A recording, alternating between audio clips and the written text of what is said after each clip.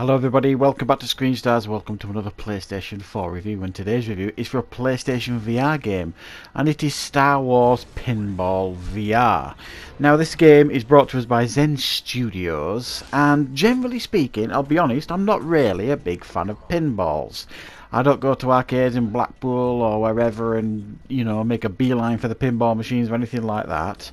But I'm a big fan of Star Wars, and I'm a big fan of VR. I'm enjoying VR, and I'm enjoying experiences in VR and new experiences. And this is on sale at $19.99 in the UK. And what do you get for that money? Well, I think that depends an awful lot on the person who's going to be buying this. If you're a fan of Star Wars, there's going to be a lot here for you to enjoy. Now, essentially, what you get here is, at the very crux of it, you get 8 tables, 8 Star Wars pinball tables. But when you initially go into the game, you're in like a room. It's like, some Star Wars enthusiast's room who's got a lot of money.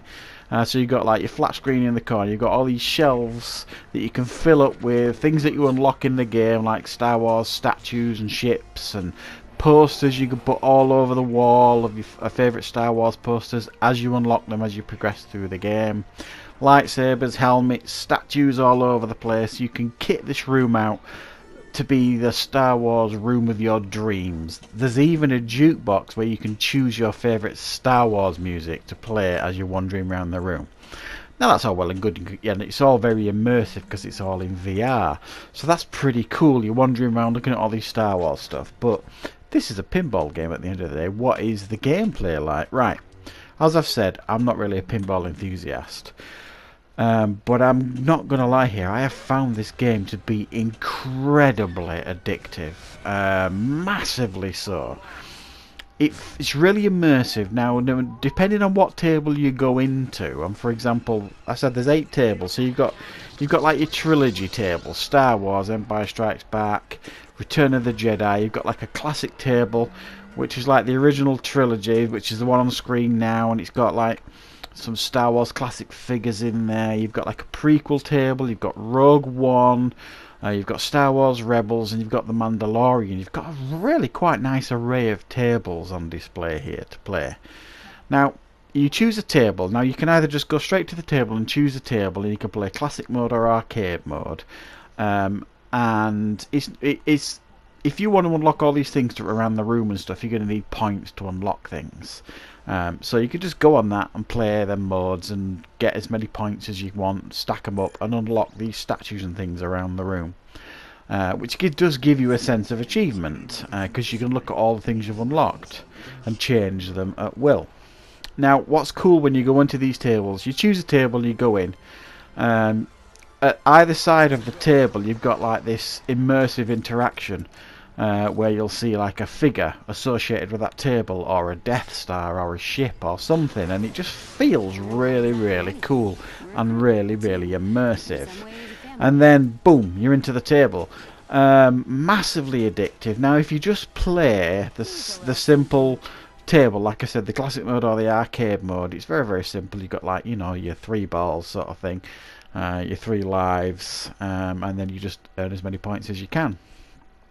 Really, really fun and really, really addictive. But this game also has like a career mode that you can go into, and the career mode kind of gives you certain challenges when you go into these tables, and the challenges can range from a number of things like time challenges. So you might just have 2 minutes, you've got to get as many points as you can in 2 minutes on a particular table, or you might only have 2 balls on a particular table to get as many points as you can.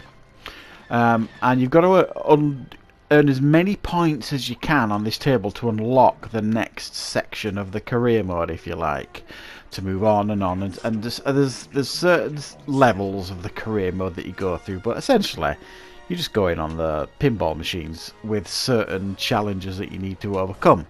Again, it's all very addictive. It's nice that they've tried to shift it up a bit and give you something different to do, rather than just going on the tables playing classic mode and arcade mode. The career mode is actually quite nicely structured, I think.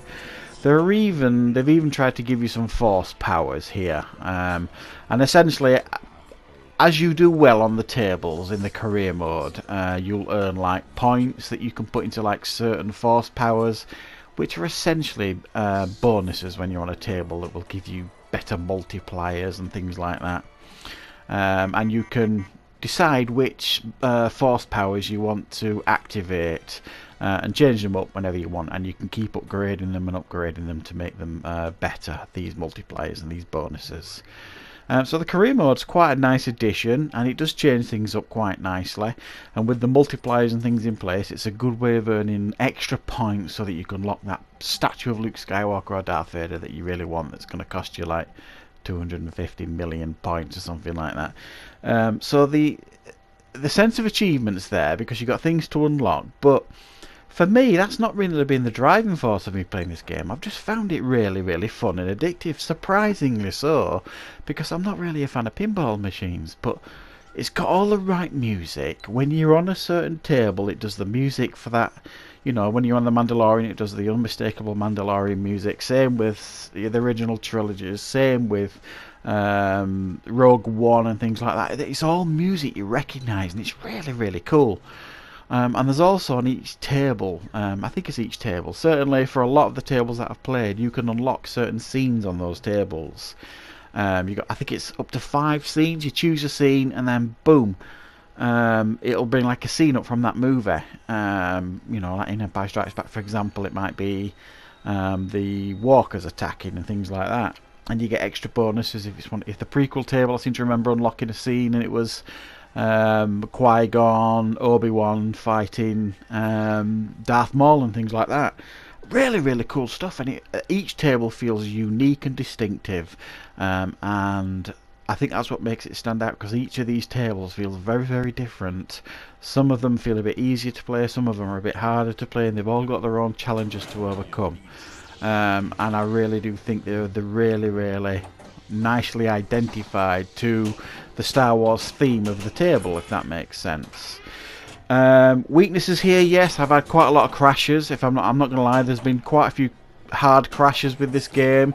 3 so far. One that has literally shut down my PlayStation, and 2 others blue screen crashes, if you like. But other than that, I think fans of Star Wars are really going to get a kick out of this game. I think it's a pretty good VR game. Definitely, from my perspective, a good pinball game as well, and I'm not really a fan of pinball games in any aspect generally, but I've really quite enjoyed my time in this one, so I'm going to give this one a 7 out of 10, guys. It's worth playing. It might be worth waiting for a sale, might be worth waiting for a couple of patches, mainly due to some of the crashes that I've been experiencing, but definitely one to consider if you're a fan of VR, pinball, and certainly Star Wars. So I hope you found this review useful, everybody. Thank you very much for watching. I will be back with plenty more content on this channel very, very soon.